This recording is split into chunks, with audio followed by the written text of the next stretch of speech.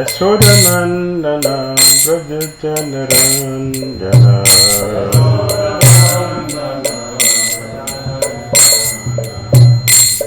Yamunatira Vanachari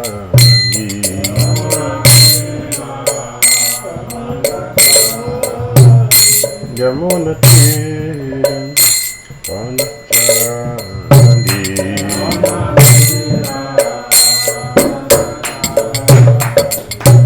Jaya Radha Madhava Kunja Vihari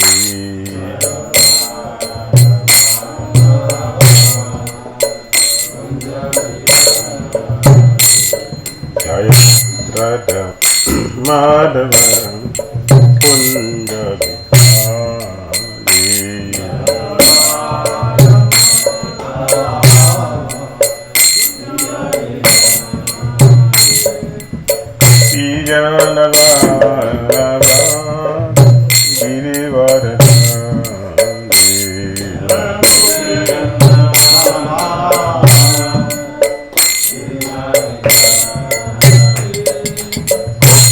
Janavara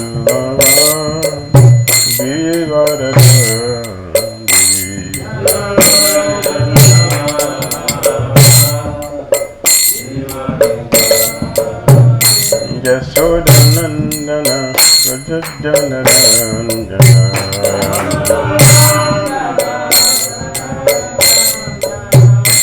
Yashodanandana Rajajanaranjana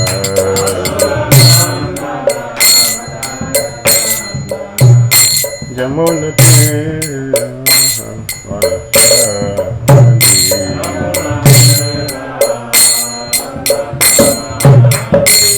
Yamunatira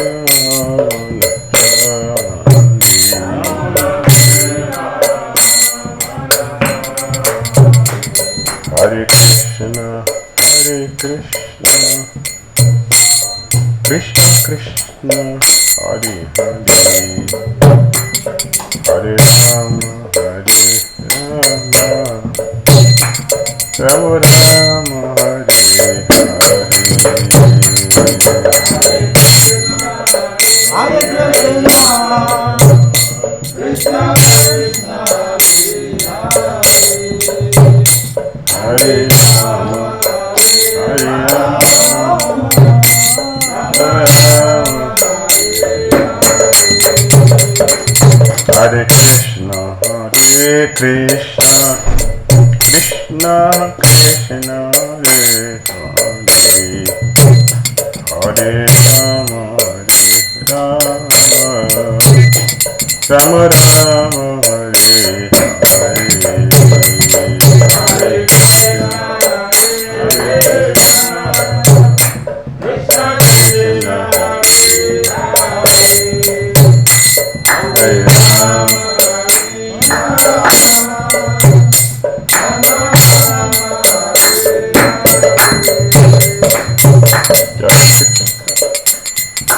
Prabhupada,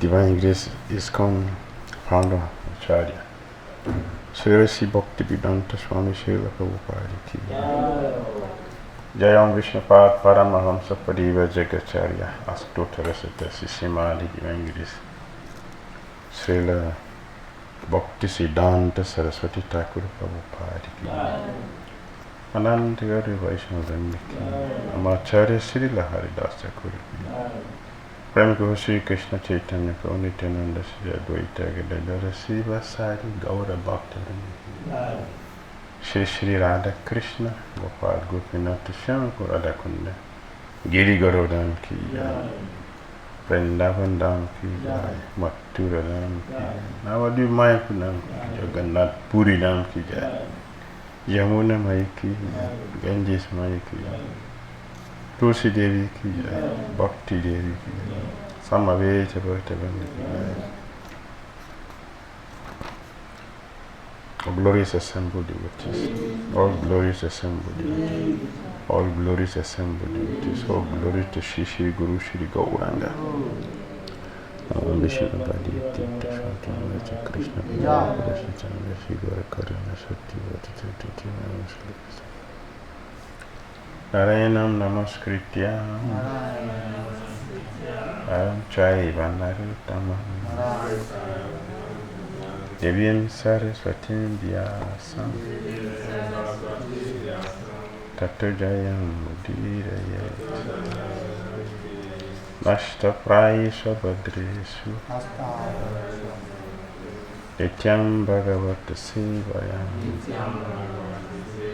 Bhagavati Uttama Sukhi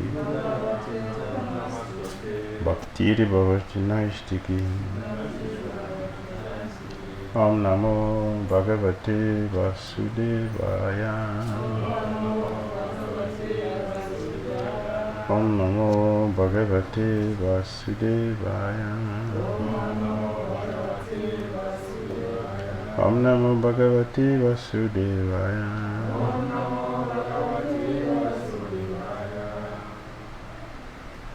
Om Jnanatimirandasya Jnananjana Salakaya Chakshurunmulisan Jena Tasmai Shri Gurave Namaha Shri Chaitanya Mano Bhistam Stapitam Jena Bhutale Swayam Rupa Kadam Mahyam Darati Swapadantika Vandiham Shri Gurun Shri Utapara Kamala Shri Gurun Vaishnavam Cha Shri Rupam Sagrajatam Sahagana Raghunathan Vitam Tam Sajivam Sadvaitam Savadutam Parijana Sahitam Krishna Chaitanya Deva Shri Radha Krishna Padan Sahagana Lalita Shri Visakan Vitamscha He Krishna Karuna Sindhu Dinabandhu Jagatpati Gopi Sai Gopika Kanta Radha Kanta Namastute Tapta Kanchana Gorangi Radhe Vrindavani Shai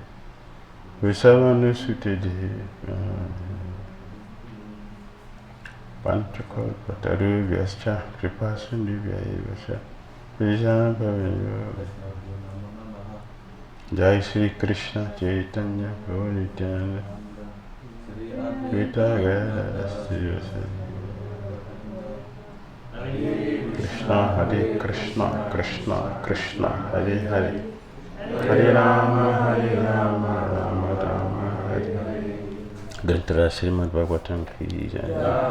Srila Prabhupada ki jai. Hare Krishna. We continue our reading in Bhagavatam, Canto 7, Chapter 11. The perfect society for four social orders. So we're still in text 8. And yesterday we were looking at ahimsa. So we continue with ahimsa. And Prabhupada translated ahimsa as not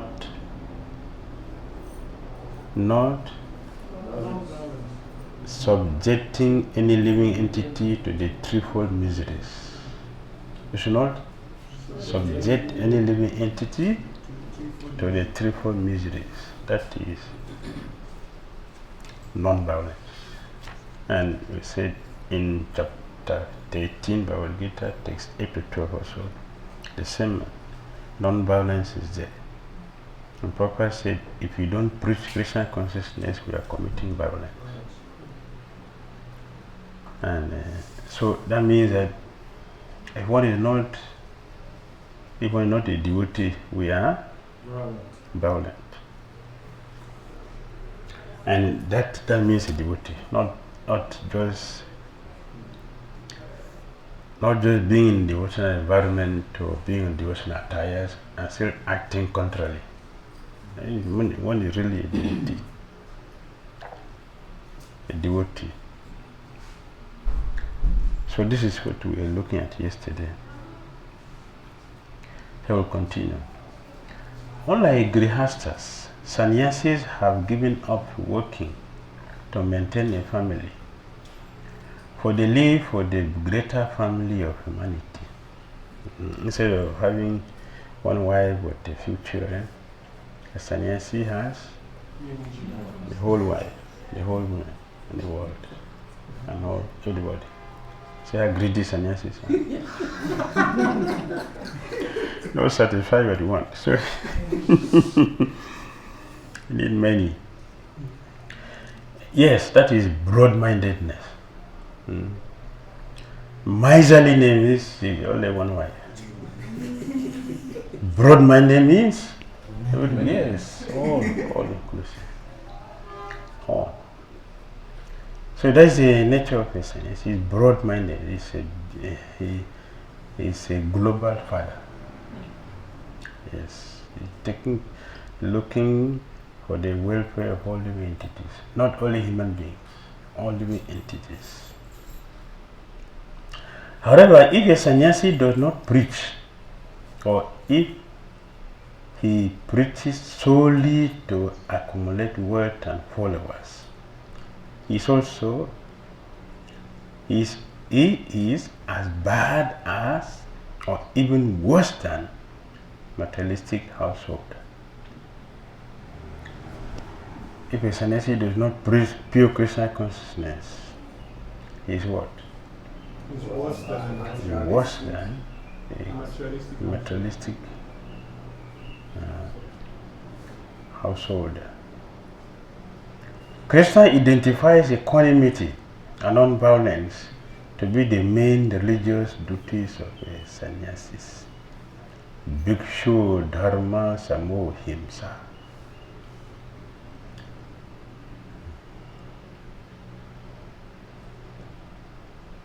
Envy of other creatures is the root cause of violence.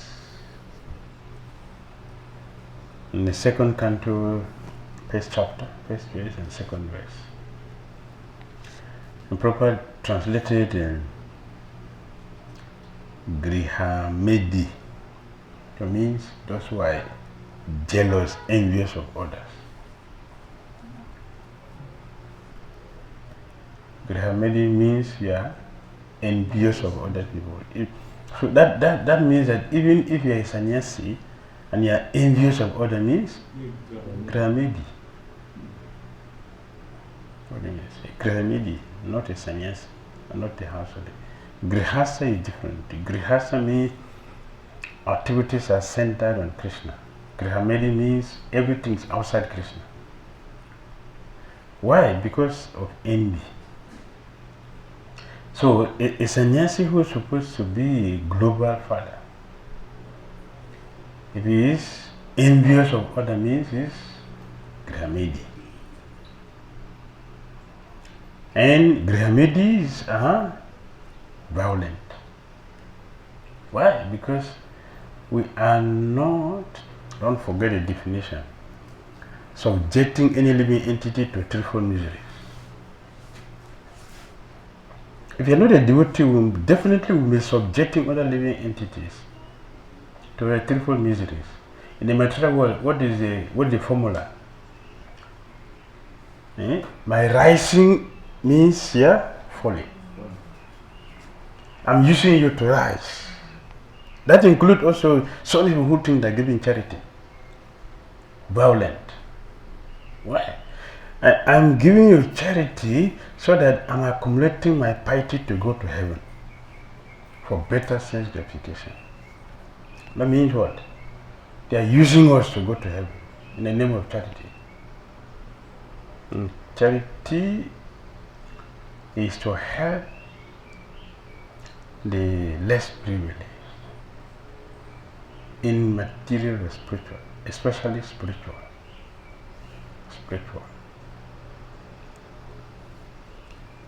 So, an envious person will not preach. Why?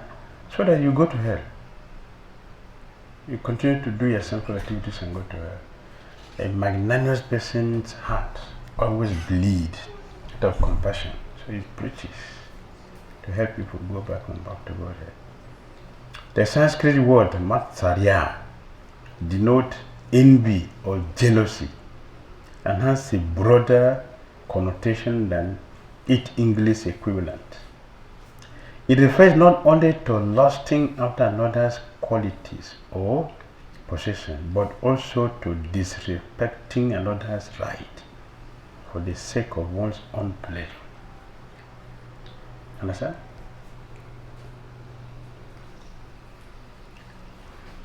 Envy or jealousy means what? It refers not only to lusting after another's qualities or possession, but also to disrespecting others' right for the sake of one's own pleasure. It's happening every day. Even in the spiritual circle, it's happening. Right?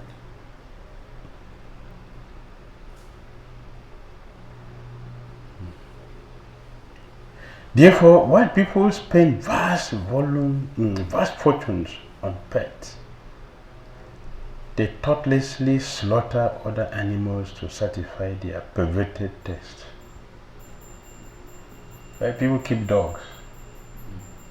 To keep dog and milk is very expensive. You carry what do you call sleepers? Nylon bag, this cellophane bag. You carry it with you. If your dog passes through in the street, you have to pack it. You cannot leave it there. Yes, a dog cannot pass through in the street. You have to take it. So they have to have something to carry this, to pack the stool of a dog, not the human stool, the animal stool.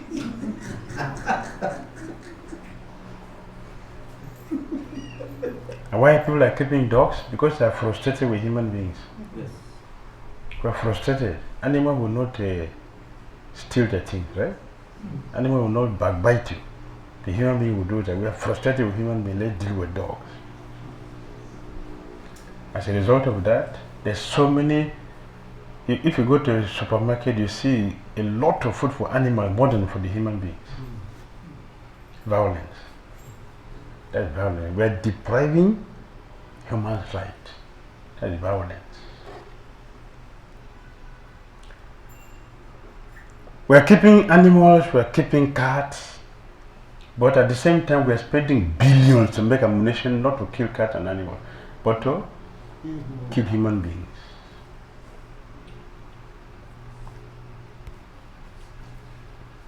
violence. So it's a heavy, sophisticated ammunition. Our countries are spending more money in ammunition and for illicit drugs than for health and education. Look at the budget in every country. Look at the budget. Education and health is less, but for ammunition is the topmost. Making these heavy weapons is not to keep peace; it is for destruction. And Srila Prabhupada predicted that it will be used one day to be used. It's already being used. Look, so many countries are already fighting. And I don't know when it's going to end. If you stop from this country, other countries are starting now. If you finish from here, others are starting. So envy is spreading. Jealousy of others is spreading. Means that the violence is increasing. Without goodness, we don't know the reason why I should not use you to gratify my senses. Many so-called successful business people, they don't pay their workers.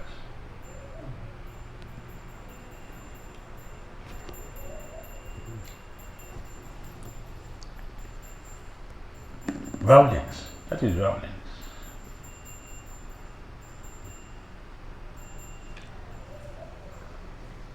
We're killing so many animals. Look at the slaughterhouses. Go and see the machines in the slaughterhouses. Heavily sophisticated machines to kill cows. And we expect peace. That is a dream. We're expecting peace. But we are killing so many cows every day for our tongue.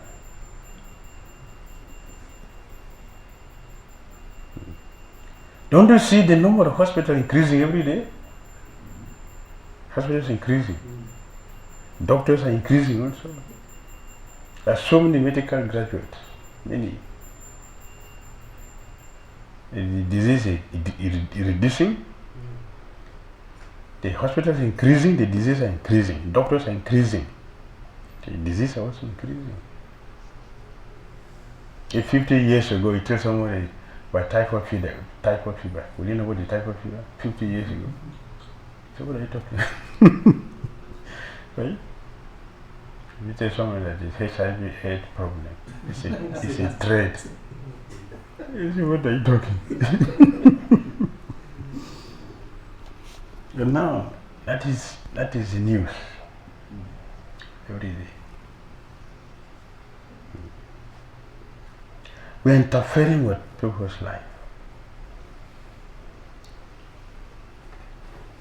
Therefore, devotees, especially we devotees, will be very, very careful. His Holiness Bhakti Maharaj said, and His Holiness Gaur Gopinath Maharaj, we should calculate our activities very carefully before doing it. Will this benefit others, or it is just me? And then we mentioned before, any activity will benefit only you is dangerous for you also, not only for others. Because if it is not benefiting others, it is dangerous for all living entities.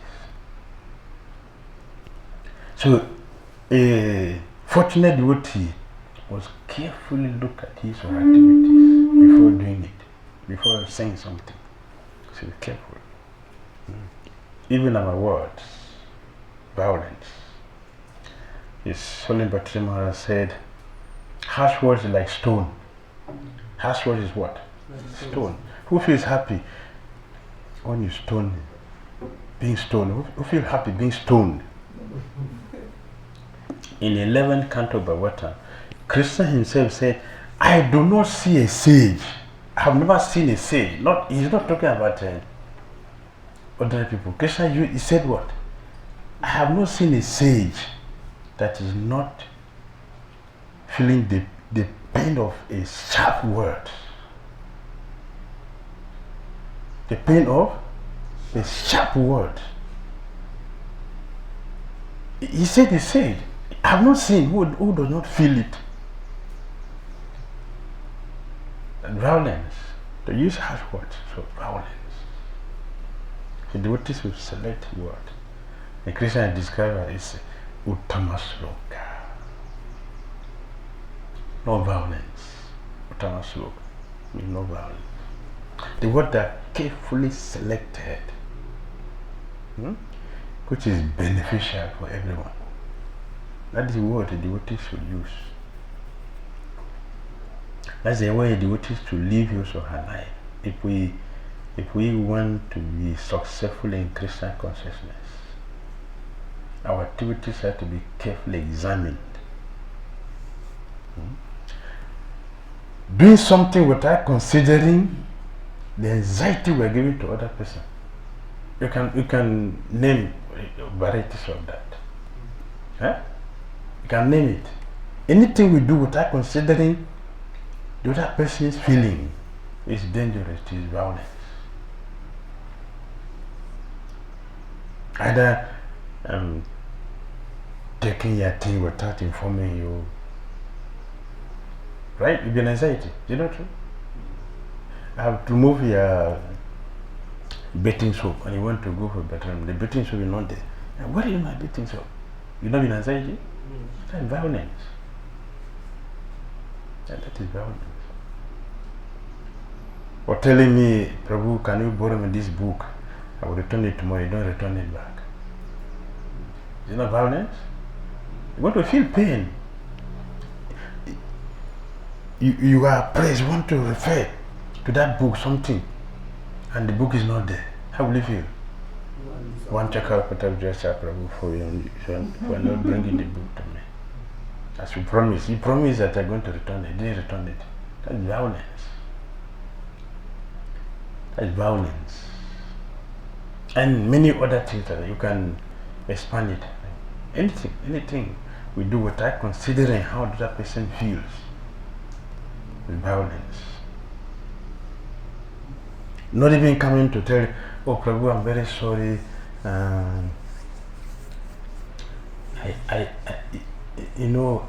Man proposes, God disposes. I promise I'm going to return it, but please excuse me, I have not been able to get it. I'm sorry. Zero. No one says that. It's violence. Just keeping quiet. It's violence. It's violence. The violent person, there is no space for violence in the spiritual world. And any religious organization that is using violence as a means to go back to Godhead means what? It's not bona fide, because if violence is the way to go to God, it means in Godhead there is also violence. Who is an intelligent person who follows such a religion? There will be violence there, because that's the means of God.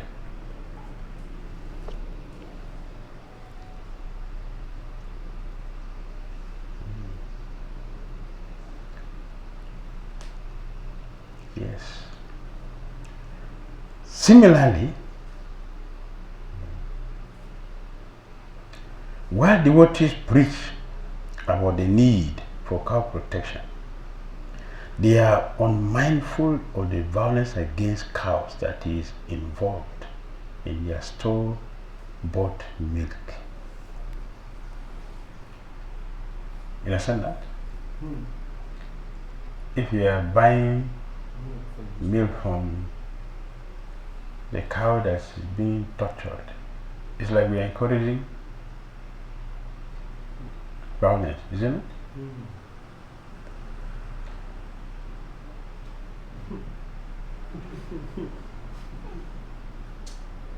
exercise. What do you think? Unknowingly, like, we are still committing with ours. Because you can't tell. How do you know whether the cow was tortured or not? You still need to buy milk. What do you think? Perhaps that's why some people are now vegans. They don't Yeah, eat anything. that's exactly. That's why it's leading to veganism. Mm.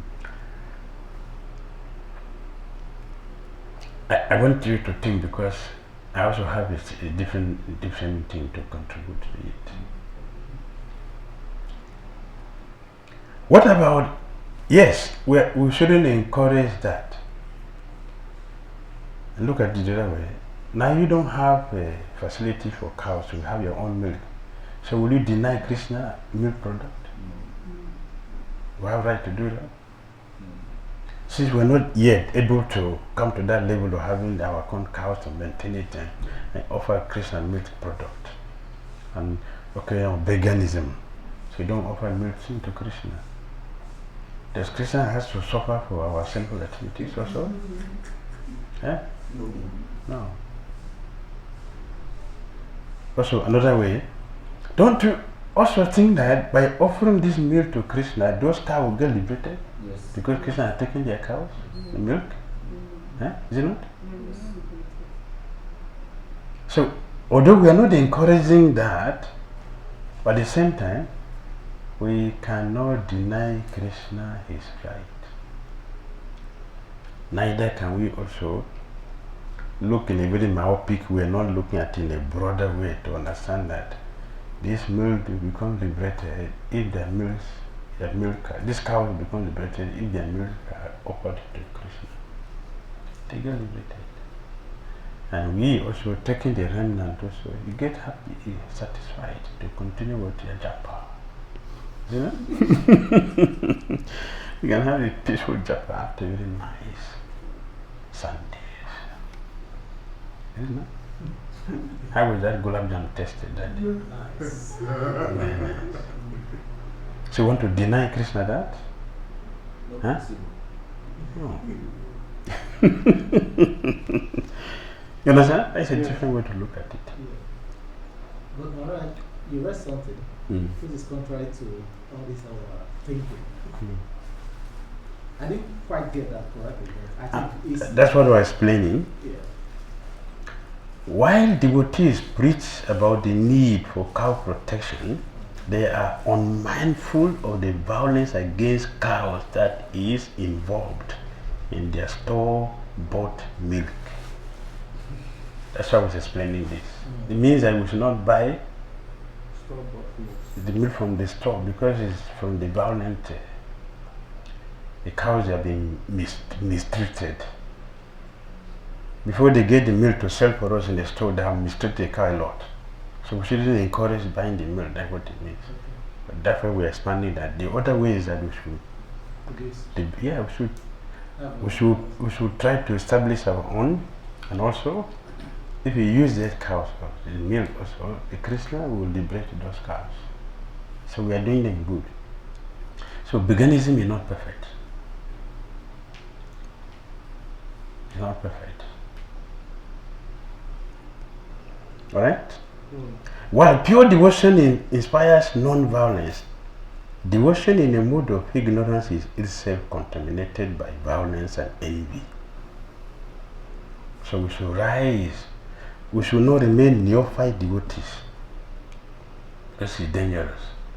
We should, Madhyam platform is safer, is better. So we should try to raise our standard to Madhyam. And then from there to Uttam. We shouldn't remain Kanista. Unless such conduct is quickly purified, it will degrade into irreligious life. For a violent person, an animal killer, cannot understand God or pure devotion to Him, Krishna. Even devotional service in passion makes one too self-centered to be mindful of the suffering of others. One is simply thinking about our gain, the gain, Huh? What should be my benefit? What's my benefit? That is self-centeredness. What is my gain? What's my benefit in this? As if one is chanting Hare Krishna for somebody. Huh? If I join a movement, what will I gain? So you join Hare Krishna, you're going to chant Hare Krishna. Is it for anybody or for you? It's for yourself. So we should be grateful to Krishna and Prabhupada who have established this. So devotion, ignorance and passion is also violence. Devotional service in the mode of goodness is better because from there we can go to the transcendental goodness. Right? For example, although devotees sometimes talk about the dharma of grihasthas as one that includes food distribution, they as a family may make no effort for it. While devotees are generally assured of a human form of life, their negligence of others' need will not go unpunished. And for non-devotees, while life of violence means that death becomes their gateway to the hell called Raudava. So Sukadeva Goswami says, in this life, an envious person commits violent acts against many living entities.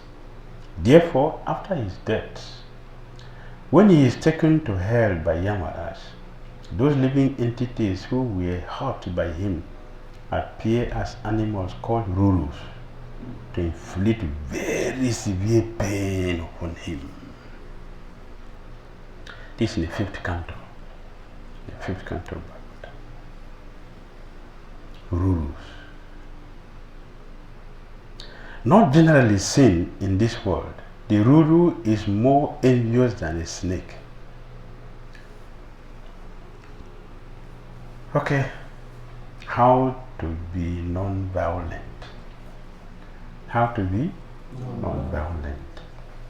Since the cause of violence is envy, which when directed to Krishna is a cause of conditioned life, violence is not easy to uproot. Indeed, we must begin by admitting that the first victim of our violence is Krishna. Our first victim is Krishna.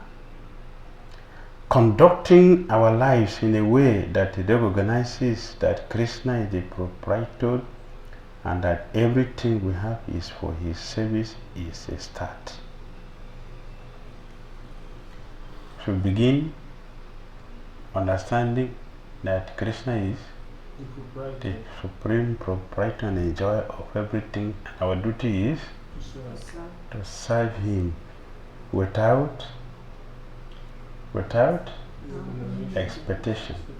Without expectation. That's the beginning of non-violence. If our service has some expectation, some motivation, it is material. That is violence. Why violence? We are not going to do it to satisfy the person. Let us not forget, we should not subject any entity to the threefold miseries. So if a service does not satisfy the person you are rendering a service to, is that violence or not violence? It's violence. The service must please the person we are doing the service for. Christians will be pleased with the service we are rendering. Then it is devotional. Otherwise it is violence. That kind of life means that one's asset, be they meager or abundant, must actually be engaged in Christian service. Such charity cannot just be idle talk, but action. Action. As far as other living entities are concerned, we must see them as equal to ourselves, treating them as we would expect to be treated, or as we will treat our favorite children. This vision and its accompanying lifestyle manifests in one who meticulously practices devotional service. Meticulous. One who carefully, that's where we started in the beginning. That we must be very careful to calculate our activities before doing it, considering how will this benefit others. One who is carefully thinking, examining everything before doing, has already gotten the message of Krishna. It's just a question of the time to manifest fully. So we should carefully look at our activities. Everything that we do in Christian consciousness, our relationship, our attitude to services, to everything that we do, our hearing, our speaking, our walking, everything. We should give full attention to it, because everything that we do in Krishna consciousness is supposed to be our offerings to Krishna. How is it offering? It's very important. It's our right to check it and see the quality of what we are offering. As Narada told Mrigari, the hunter, "Oh hunter, good qualities like non-violence, which we have developed, are not very astonishing for those who are engaged in the Lord's devotional service and never inclined to give pain to others because of envy." Hare Krishna. Those who are engaged in devotional service of the Lord are never inclined to giving pain to others and to envy. Hare Krishna. Okay.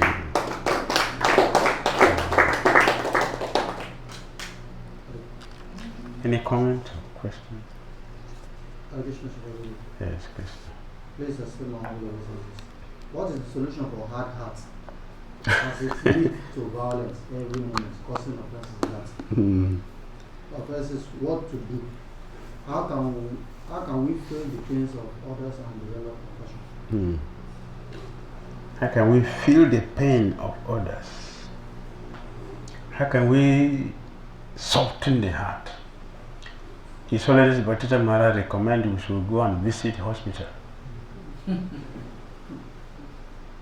If you go and see how people are suffering in the hospital, don't go there when you are sick. If you go there when you are sick, you will not feel it. We should go when we are not sick. If you go when we are not sick, we will see how people are suffering. Doctor, the whole day the doctor is not there. And even the doctor comes and walk past you. Doctor, he just walk past you. They are used to hearing that. They walk past you. They come and go to ask you, what is happening with you? I'm in pain. They are asking me, what is happening with me? I'm in pain. So we should visit hospital. If you visit hospital and see how people are suffering, they will change in the heart. We see how people are suffering. His Grace Ramprata who told us, you remember? He was sick and he went to the hospital. That's what led him to Krishna consciousness. So when he went to the hospital, when he got there and saw people more difficult than what he has, he became cured. He left the hospital. He didn't stay there. He returned back to his house.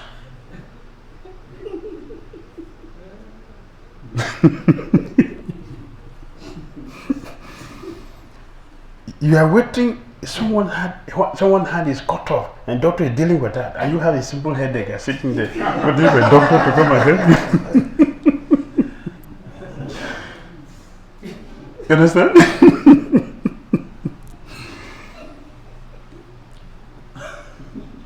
He went back home and he didn't go to the hospital again. It's terrible. Someone's hand and legs are jacked up with a lot of drip all over.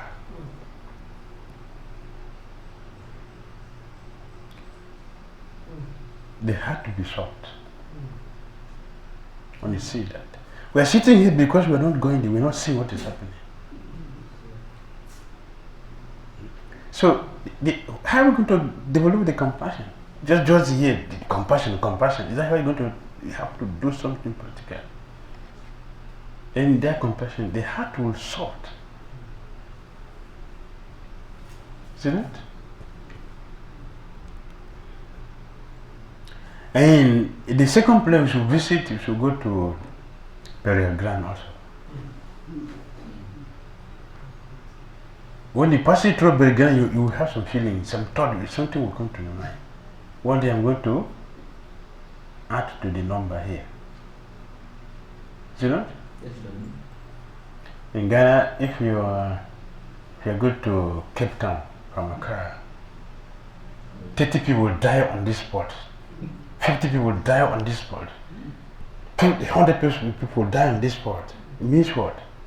Be careful. Be careful. So that you don't add to the number now, at least. For now. So it reminds us that we should be careful. Or we should prepare before that time. Look at the whole world. Nobody is preparing. Even the Krishna devotees.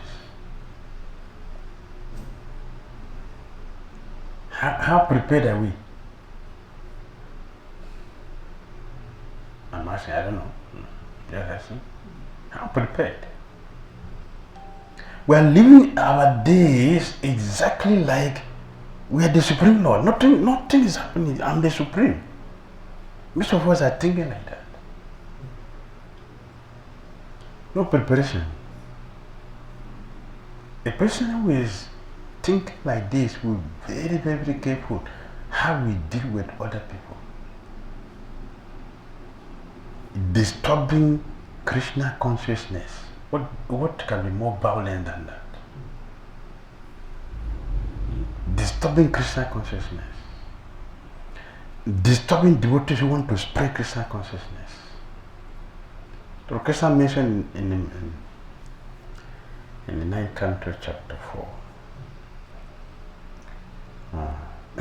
It's Ambarish Maharaj and Durvasamuni. Krishna is telling Durvasamuni, I live in the heart of my devotees. And devotee lives in my heart. Devotee lives in Krishna's heart. And Krishna lives in devotee's heart. So Prabhupada said, if you disturb a devotee means you are giving pain to Krishna. And most of us are doing it joyfully.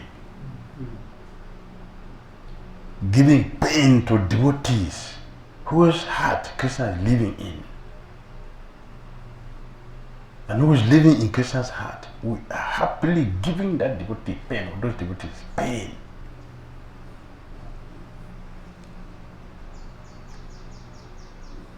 Most of our spiritual masters, they didn't live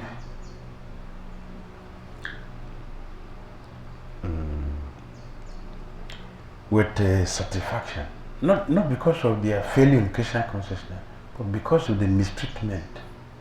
And they feel the pain of our mistreatment, which is sending us to hell. They feel bad because they are naturally compassionate. They feel bad. Not for them, not because they're not pure, but they feel the pain of our going to hell for sinful activity. They came to help us, but we are antagonistic towards them. Therefore, their purpose of coming is defeated. They feel bad. Chaitanya Mahaprabhu, that's why he took sannyas. The people I came to deliver, they are offending me. They are planning to beat me. So how will I deliver them? I better take sannyas so they will offer businesses and change their attitude of committing this harm. That was those days. These days, what does sannyas mean? Yeah, nothing. Nothing. So there was some piety. At that time, the people recognized, oh, the holy man, oh, this man is doing something which I cannot do. Let me just, at least, just give him respect. This is common sense. It's human nature. But in Kali Yuga, this is not there. It's not there. Just a common respect is not there. Even having human nature is not there. Without being a human being, you cannot practice Krishna consciousness. It's not possible. It's not possible. How many animals are sitting here? There are no animals in this room. Do you know animals in this room? Animals are not here. They are here. They have so many mouses. But why are they not sitting here? I'm asking, why are they not sitting here in the Bhagavatam class? To hear about violence.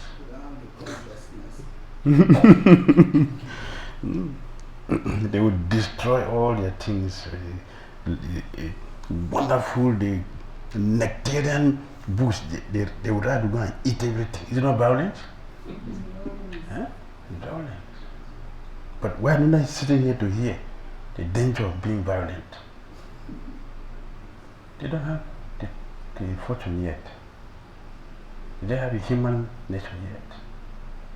And those of us who have been given this, and we are not using it, means we are worse than the rats, cockroaches. So, if you want our heart to soft, let us go and visit hospitals and see how people are suffering. They're crying in pain, and some of them, many people who are entering into the hospital, many are not going to come out. And some, after spending the whole of their money before they leave the body. Yes. Some years ago, I went to the hospital. One lady, she was coming out from there. I was going inside, and she was coming out. I saw her crying. Normally, you understand that? Something happened. Yes, the lady she has gone. She was speaking Igbo.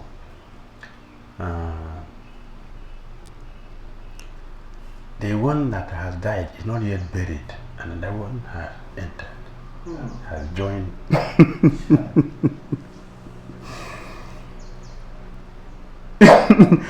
So I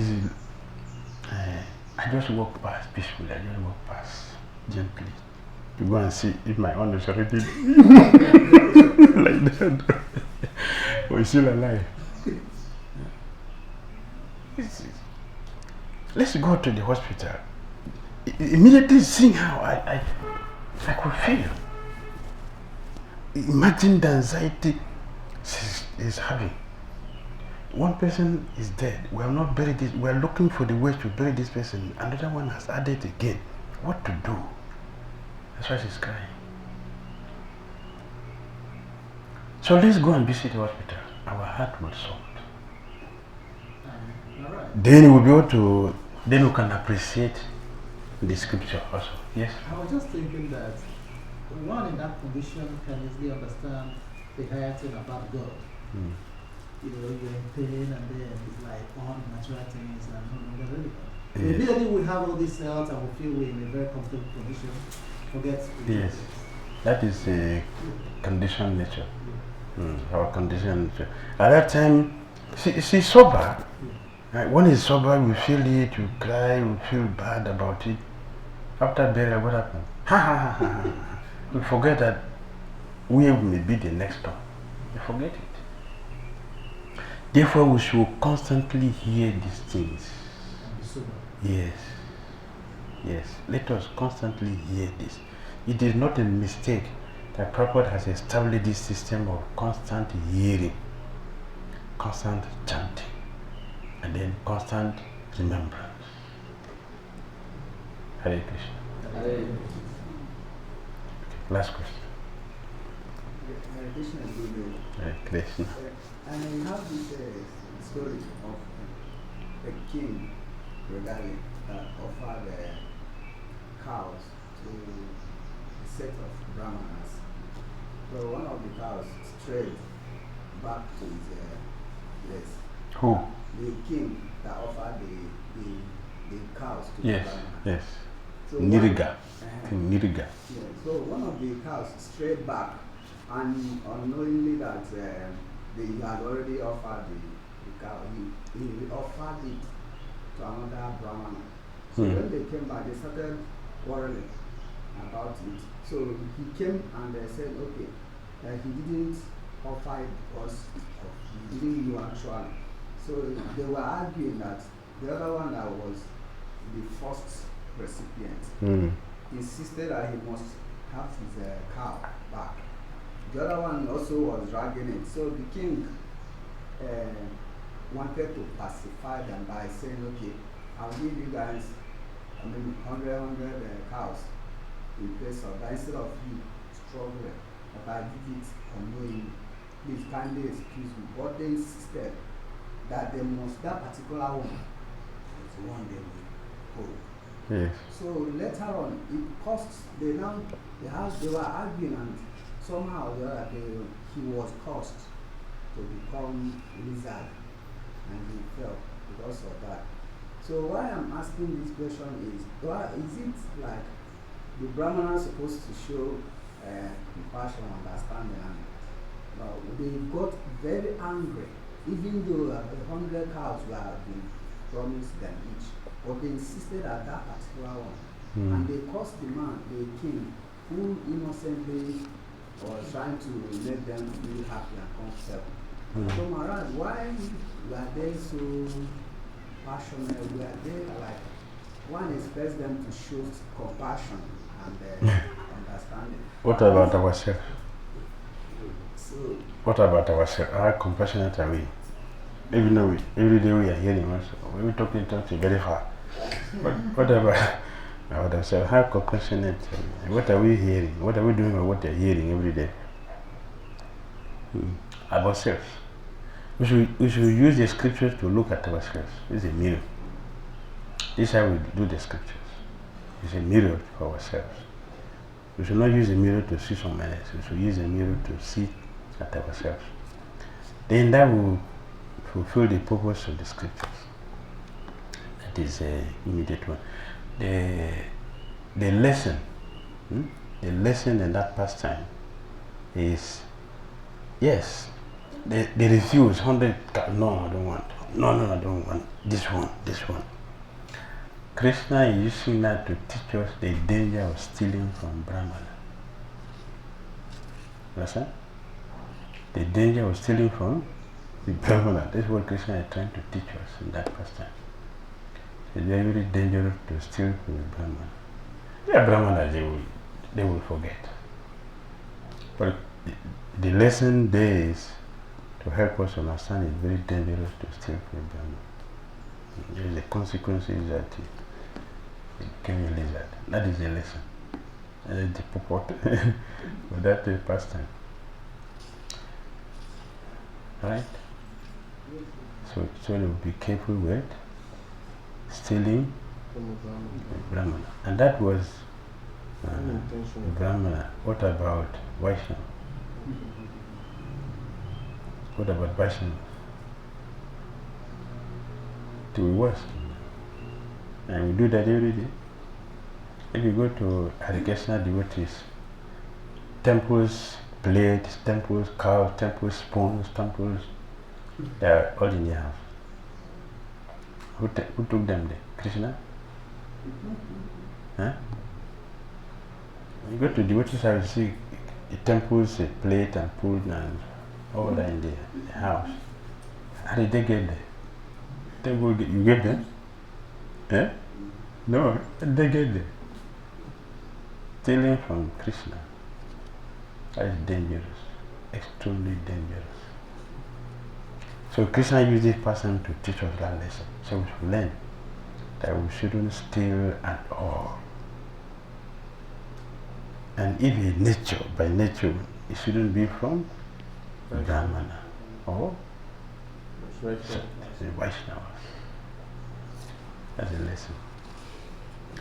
Srimad Bhagavatam ki jai, Srimad Prabhupada ki jai, Hare Krishna.